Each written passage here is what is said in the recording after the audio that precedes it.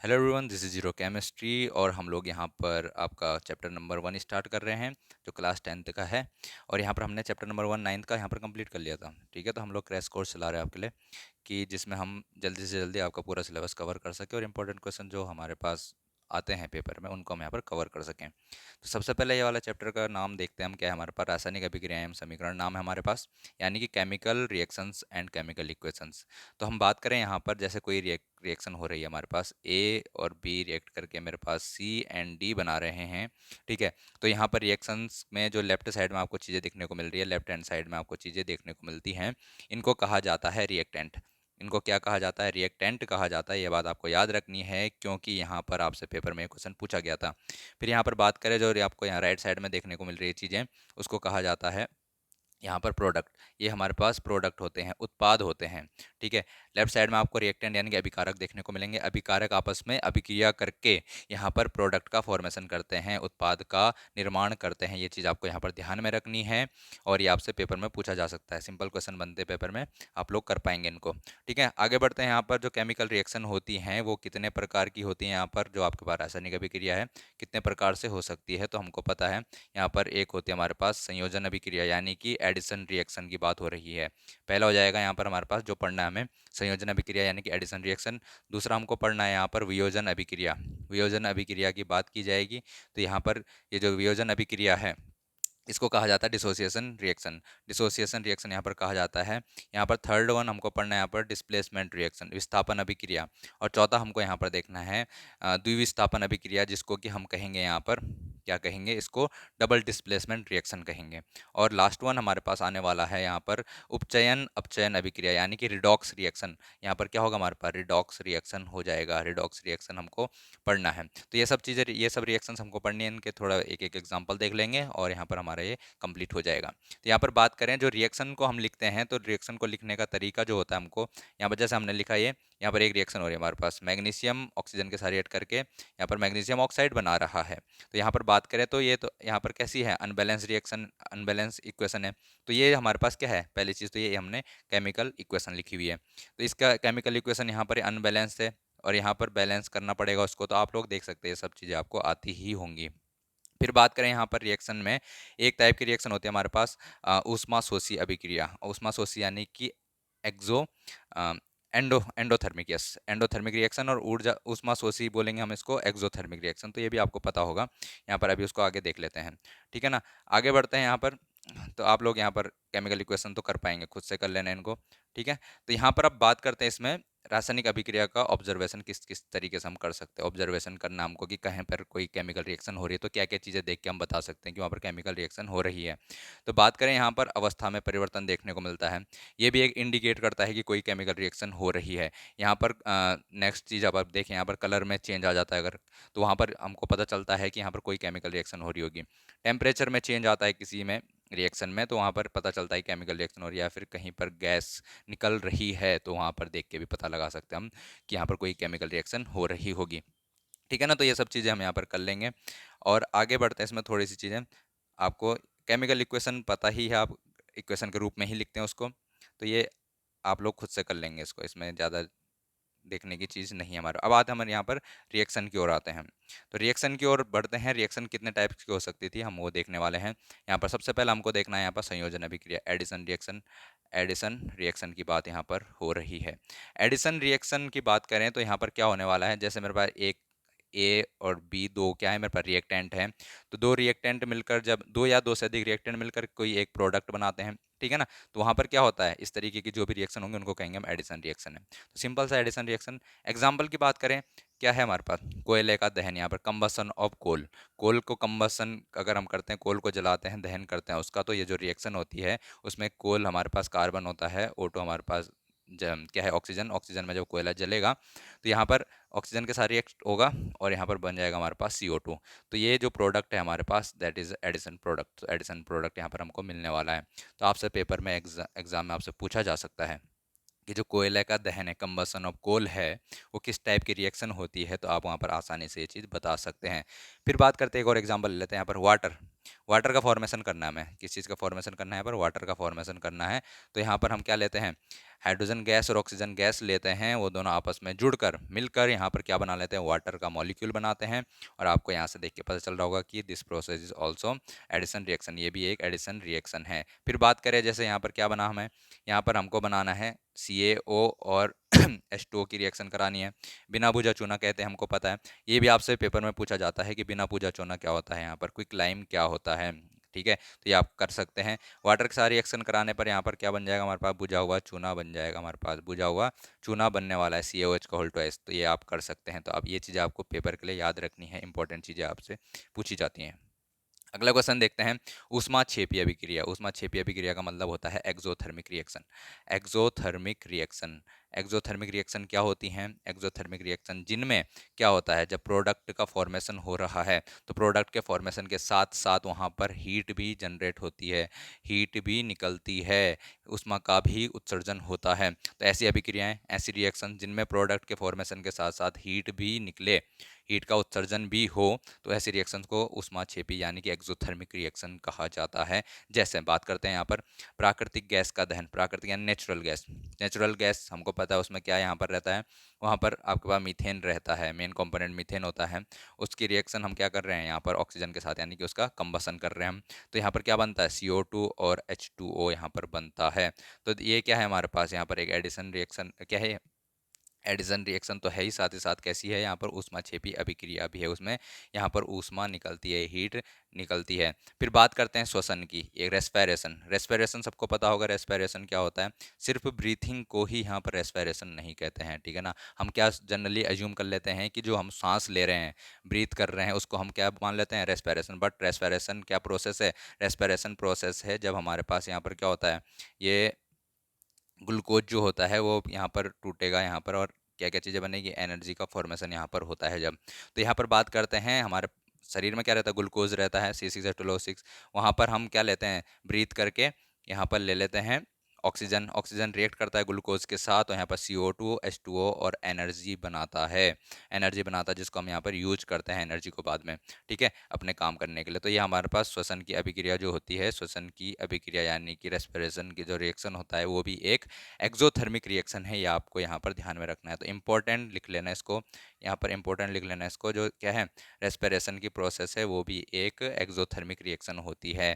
जो यहाँ पर नेक्स्ट चीज़ हमने क्या देखी थी, प्राकृतिक गैस का, नेचुरल गैस का जो कंबसन होता है वो भी एक एक्सोथर्मिक रिएक्शन है, ये आपसे पेपर में पूछा जा सकता है, इसलिए आपको इसको इंपॉर्टेंट मार्क कर लेना है। एक काम करना, एक कॉपी पकड़ना, कॉपी में जो इंपॉर्टेंट इंपॉर्टेंट चीज़ें तुम्हें दिख रही हैं उनको नोट डाउन कर लो, ठीक है ना, क्योंकि अब टाइम तो बिल्कुल बचा हुआ नहीं है, तो जितनी जल्दी जल्दी आप इन चीज़ों को पढ़ सकते हो वो आपके लिए ही बेनिफिशियल होने वाला है। आगे बढ़ते हैं। नेक्स्ट आता है हमारे पास वियोजन अभिक्रिया, डिसोसिएशन, डिसोसिएशन रिएक्शंस क्या होने वाली है। तो डिसोसिएशन रिएक्शन में जैसे एडिशन रिएक्शन था, ठीक उसका उल्टा हो जाएगा। एडिशन रिएक्शन में क्या हो रहा था, एडिशन में यहाँ पर दो या दो से अधिक रिएक्टेंट मिल रहे थे और प्रोडक्ट का फॉर्मेशन कर रहे हैं। यहाँ पर तो एक जो रिएक्टेंट रहेगा हमारे पास वो टूट जाएगा, यहाँ पर दो या दो से अधिक यहाँ पर जो प्रोडक्ट्स में टूट जाएगा। तो इस तरीके की जो रिएक्शन होने वाली है उनको क्या कहेंगे हम, यहाँ पर उनको कहेंगे वियोजन अभिक्रिया या फिर इसको डिसोसिएशन रिएक्शन भी कहा जाता है। आगे देखते हैं यहाँ पर वियोजन किस तरीके, डिसोसिएशन कैसे कैसे हो सकता है, या तो हीट देके, हीट देके हो सकता है, या फिर बात करें यहाँ पर, जैसे यहाँ पर एग्जांपल की बात करें, यहाँ पर फेरस सल्फेट होता है, याद रख लेना फेरस सल्फेट का कलर कैसा होता है, ग्रीन होता है, आपसे पूछा जा सकता है फेरस सल्फेट का कलर कैसा होता है, ग्रीन होता है। जब उसको हीट करते हैं तो यहाँ पर फेरिक ऑक्साइड बनता है, फेरिक ऑक्साइड Fe2O3 बनता है, जिसका रंग कैसा रहता है, यहाँ पर भूरा लाल रंग होता है, यहाँ पर भूरा लाल रंग फेरिक ऑक्साइड का होता है, ये भी आपको नोट डाउन कर लेना है, आपसे पेपर में पूछा जा सकता है। ये कैसी है, यहाँ पर ये रिएक्शन आपके जब एनर्जी क्या देते हैं, इसको हीट देते हैं तब जाकर ब्रेक डाउन हो जाएगा इन चीज़ों में, तो ये डिसोसिएशन रिएक्शन है। जैसे हम एक एग्जांपल और देखते हैं, चूना पत्थर हमारे पास होता है, यहाँ पर चूना पत्थर की यानी कि लाइम स्टोन जो होता है, चूना पत्थर, उसको हीट करते हैं तो यहाँ पर हमारे को बिना बुझा चूना मिलता है और साथ ही साथ यहाँ पर CO2 गैस निकलती है। तो यहाँ पर हमने हीट डाली है, तो हीट डालने के बाद एक रिएक्शन हो रही है, तो ये डिसोसिएशन रिएक्शन है। तो इस रिएक्शन को एक और हम क्या कह सकते हैं, यहाँ पर ऊष्माशोषी अभिक्रिया भी कह सकते हैं, क्योंकि यहाँ पर हीट देनी पड़ रही है, तो ये ऊष्माशोषी रिएक्शन यहाँ पर हो जाएगी। नेक्स्ट यहाँ पर देखें कौन सी वाली, इलेक्ट्रोलाइसिस, इलेक्ट्रोलाइसिस विद्युत वियोजन अभिक्रिया। यहाँ पर क्या करें, विद्युत धारा यहाँ पर प्रवाहित कर रहे हैं, इलेक्ट्रिक करंट प्रवाहित करेंगे, तो यहाँ पर हमारे पास H2 और O2 में टूट जाएगा, जो वाटर टूटता है हमारे पास H2 और O2 में। तो ये क्या है, यहाँ पर डिसोसिएशन रिएक्शन होने वाला है। कैसे, यहाँ पर इलेक्ट्रिक डिसोसिएशन, जब इलेक्ट्रिसिटी उसमें से पास करा रहे हैं। हमारे पास हो सकता है नेक्स्ट कौन सा, यहाँ पर प्रकाशीय वियोजन, यानी कि जब इसमें हम एनर्जी क्या देंगे, प्रकाश डालेंगे, लाइट, यहाँ पर लाइट डालेंगे तब डिसोसिएशन होता है, तो उसको प्रकाश वियोजन यहाँ पर कहने वाले हैं। सूर्य के प्रकाश की उपस्थिति में होने वाला है ये।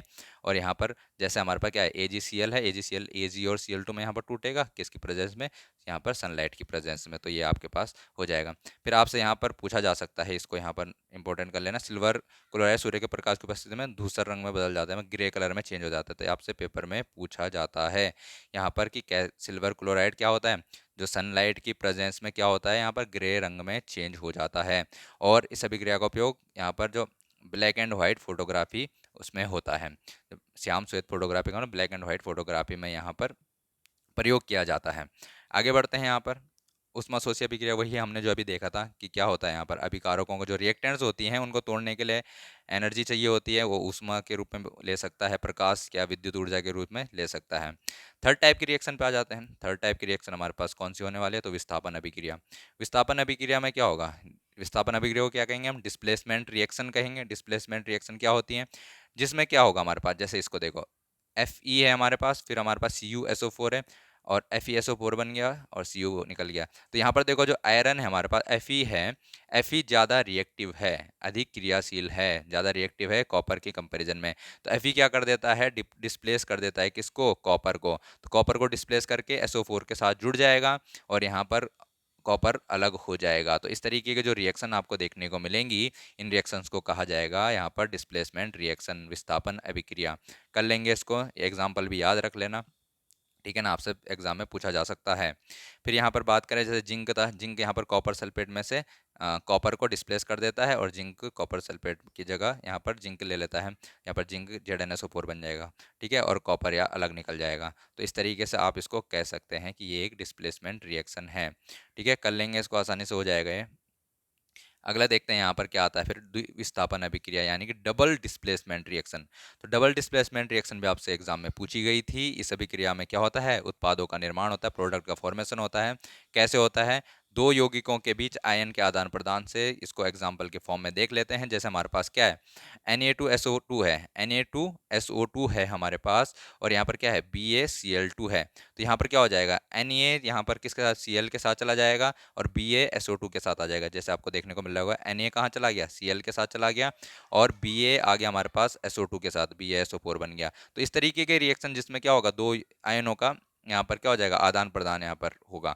इस तरीके के रिएक्शंस को हम कहेंगे डबल डिस्प्लेसमेंट रिएक्शन यहाँ पर हो रही है, द्विविस्थापन अभिक्रिया यहाँ पर हो रही है। तो इसको आसानी से आप कर सकते हैं। एक और एग्जाम्पल की बात यहाँ पर करें तो जैसे यहाँ पर क्या है, 2Ki और PbNO3 का होल ट्वाइस। तो यहाँ पर क्या हो रहा है, K के साथ कौन आएगा, यहाँ पर NO3 K के साथ आ जाएगा और I किसके साथ चला जाएगा, Pb के साथ। तो PbI2 हो गया हमारे पास, और यहाँ पर KNO3 हमारे पास बन गया। डबल डिस्प्लेसमेंट रिएक्शन है। ऐसे ये वाला एग्जाम्पल भी आप देख सकते हैं। आगे बढ़ते हैं, यहाँ पर नेक्स्ट टाइप ऑफ क्या रिएक्शन हम देख रहे थे, उपचयन एवं अपचयन। तो उपचयन कहा जाता है, इसको ऑक्सीकरण भी कहा जाता है, उपचयन को ऑक्सीकरण भी कहा जाता है। ऑक्सीकरण यानी कि ऑक्सीडेशन, क्या कहा जाता है, ऑक्सीडेशन। और अपचयन को कहा जाता है रिडक्शन। अपचयन को क्या कहा जाता है, रिडक्शन कहा जाता है। इसको आपको ध्यान में रखना है। अब यहाँ पर उपचयन का मतलब ऑक्सीडेशन होता है, ये हमेशा याद रख लेना। तो ऑक्सीडेशन जो प्रोसेस है, कब इसको कब कहेंगे कि कोई कहीं किसी रिएक्शन में ऑक्सीडेशन हो रहा है, तो इसका मतलब जब किसी पदार्थ में ऑक्सीजन की वृद्धि हो जाए। किसी भी अगर सब्सटेंस है उसमें हमको ऑक्सीजन जुड़ता हुआ दिखता है, हम कहेंगे उसका ऑक्सीडेशन हो रहा है। या फिर किसी पदार्थ में कोई भी सब्सटेंस है उसमें हाइड्रोजन कम होता हुआ दिख रहा है, हाइड्रोजन निकलता हुआ दिख रहा है, तो हम कहेंगे ऑक्सीडेशन हो रहा है। या फिर इलेक्ट्रॉन निकल जाए उससे, इलेक्ट्रॉन का निकल किसी और चीज़, उस किसी और को उसने इलेक्ट्रॉन दे दिया, तो भी हम कहेंगे यहाँ पर क्या हो जाएगा, ऑक्सीडेशन हो जाएगा। जैसे मैं बात करता हूँ इस एग्जाम्पल में, देखो यहाँ पर क्या देखने को मिल रहा है, कार्बन के साथ ऑक्सीजन जुड़ रहा है तो यहाँ पर ऑक्सीडेशन हो गया, ठीक है। यहाँ पर कॉपर के साथ क्या मिल जुड़ गया, यहाँ पर ऑक्सीजन जुड़ गया, तो यहाँ पर ऑक्सीडेशन हो गया। यहाँ पर देखो कॉपर, कॉपर से ऑक्सीडेशन चला गया, तो कॉपर से ऑक्सीडेशन चला गया तो कॉपर का क्या हो गया, यहाँ पर, यहाँ पर रिडक्शन हो गया, ठीक है ना। तो ये रिडक्शन हो जाएगा। जब ऑक्सीजन जाएगा तो वहाँ पर रिडक्शन होगा, जब ऑक्सीजन ऑक्सीजन जुड़ेगा तब वहाँ पर क्या होगा, ऑक्सीडेशन होगा। कर लेंगे इसको। अगले क्वेश्चन की ओर अगला वो देखते हैं अब, अपचयन यानी कि रिडक्शन क्या होता है। तो रिडक्शन क्या होने वाला है, जब किसी पदार्थ में ऑक्सीजन हट जाएगा, उसको यहाँ पर रिडक्शन कहने वाले हैं। जैसे यहाँ पर कॉपर से क्या हट गया, कॉपर से हट गया हमारे पास ऑक्सीजन, तो यहाँ पर क्या हो गया, इसका रिडक्शन हो गया, ठीक है। जब किसी पदार्थ में हाइड्रोजन की वृद्धि हो, जब उसमें हाइड्रोजन जुड़ जाए, तो उसको कहेंगे हम यहाँ पर क्या होगा, उसका रिडक्शन हो रहा है, या इलेक्ट्रॉन ले लेता जब वो, तो उसको तब भी हम कहेंगे कि यहाँ पर रिडक्शन होने वाला है। तो यहाँ पर देखें कॉपर का, तो कॉपर में से ऑक्सीजन हट गया, ये हमने अभी भी देख लिया था, तो इसका रिडक्शन हो चुका है। फिर भी अगर मैं बात करूँ हाइड्रोजन की, तो हाइड्रोजन में ऑक्सीजन जुड़ रहा है, तो हाइड्रोजन में ऑक्सीजन जुड़ रहा है, तो हाइड्रोजन का क्या हो गया है, यहाँ पर ऑक्सीडेशन हो गया है, तो कर लेंगे इसको, आसानी से हो जाएगा। और इस टाइप की रिएक्शन जिसमें ऑक्सीडेशन और साथ ही साथ यहाँ पर रिडक्शन देखने को मिला, इस तरीके की रिएक्शंस को रिडॉक्स रिएक्शंस कहा जाता है, रिडॉक्स अभिक्रिया यहाँ पर कहा जाता है। अब देखते हैं यहाँ पर नेक्स्ट जो इंपॉर्टेंट पॉइंट हमारे पास निकल कर आते हैं, जैसे हमारे पास संक्षारण, कोरिजन, कोरिजन हमारे पास देखने को मिलता है हमें। तो जब क्या होता है, जब किसी मेटल पर क्या देखने को मिलता है, किसी मेटल पे ऑक्सीजन या फिर आर्द्रता यानी जो ह्यूमिडिटी की वजह से अम्ल आदि के संपर्क या फिर अम्ल के संपर्क में आने से, जो एसिड होता है उसके संपर्क में आने से धातु की ऊपरी परत क्या हो जाती है, कमजोर होकर क्या हो जाती है, संक्षारित, कोरिजन हो जाता है उसका। ठीक है, तो इस तरीके से यहाँ पर कोरिजन को हम डिफाइन कर सकते हैं। लोहे की वस्तुओं पर जंग लगना इसका एग्जाम्पल है, ये भी आपने देखा होगा। चांदी के ऊपर काली परत का चढ़ना इसका एग्जाम्पल है। तांबे के ऊपर हरी परत का चढ़ना, तो हमसे यहाँ पर एग्जाम में क्वेश्चन पूछा गया था कि जो तांबा होता है उसके ऊपर हरा रंग जो हरा रंग का लेयर चढ़ जाती है, वो किसकी वजह से होती है, तो कोरिजन की वजह से होती है। कोरिजन की वजह से, संक्षारण की वजह से यहाँ पर देखने को मिलता है। तो ये कर लेना आप, इसमें से भी क्वेश्चन आपसे पूछा जा सकता है। फिर यहाँ पर बात कर रहा है विद्युत लेपन, और ये सब करके क्या कर सकता है, पेंट करके यहाँ पर संक्षारण से हम बच सकते हैं। ठीक है ना। विकृत गंध्यता यानी कि रेंसिडिटी क्या होती है, रेंसिडिटी क्या होती है, तो रेंसिडिटी की बात की जाएगी तो रेंसिडिटी यहाँ पर क्या होने वाली है, तो जैसे हमारे पास क्या रहेंगे, वसायुक्त और तेलीय सामग्री। वसायुक्त का मतलब क्या हो जाए, फैट होंगे जिसमें, फैट या फिर ऑयल युक्त जो हमारे पास क्या होगा, चीजें होंगी, वो वायु के संपर्क में आने पर उपचयित हो जाते हैं, उनका ऑक्सीडेशन हो जाता है। जैसे वो एयर के क्या आ जाती है, कांटेक्ट में आती हैं, तो उनका क्या हो जाता है, यहाँ पर उनका ऑक्सीडेशन हो जाता है। ऑक्सीडेशन की वजह से उनका स्वाद और गंध परिवर्तन हो जाता है, उनका जो टेस्ट है और उनका ऑर्डर है, वो दोनों में चेंज आ जाता है। इसे क्या कहा जाता है, विकृत गंधिता, रेंसिडिटी इसको कहा जाता है। ठीक है, तो इसके लिए क्या कर सकते हैं हम, एंटीऑक्सीडेंट का यूज कर सकते हैं। अगर हमको रेंसिडिटी को रोकना है तो एंटीऑक्सीडेंट यहाँ पर, क्योंकि ऑक्सीडेशन हो रहा है तो एंटीऑक्सीडेंट मिलाकर उसको रोका जा सकता है। या फिर वायुरोधी बर्तन में, यहाँ की जहाँ पर एयर ना जा सके, क्योंकि एयर के कांटेक्ट में आने पे ये चीज़ होने वाली है, तो यहाँ पर एयर के कांटेक्ट में ना आने के लिए उसको वायुरोधी, जो रोक सके, एयर को रोक सके, ऐसे बर्तनों में उसको रखकर हम बचा सकते हैं। या फिर वायु की जगह में हम नाइट्रोजन गैस का प्रयोग कर सकते हैं। जैसे हमारे पास क्या होते हैं, चिप्स वगैरह के पैकेट देंगे होंगे, कितने फूले रहते हैं, नाइट्रोजन गैस भरी जाती है। या फिर हम इसको ठंडा करके बचा सकते हैं, जो चीज़ें होती हैं उनको ठंडा शीतल फ्रीज करके यहाँ पर बचा सकते हैं। तो यहाँ पर आपके पास चैप्टर नंबर 1 कंप्लीट होता है। इसमें जो क्वेश्चन बन सकते हैं हमने यहाँ पर डिस्कस कर लिए हैं। ठीक है, तो आप लोग पढ़ते रहिए, मिलते हैं फिर अगले लेक्चर में।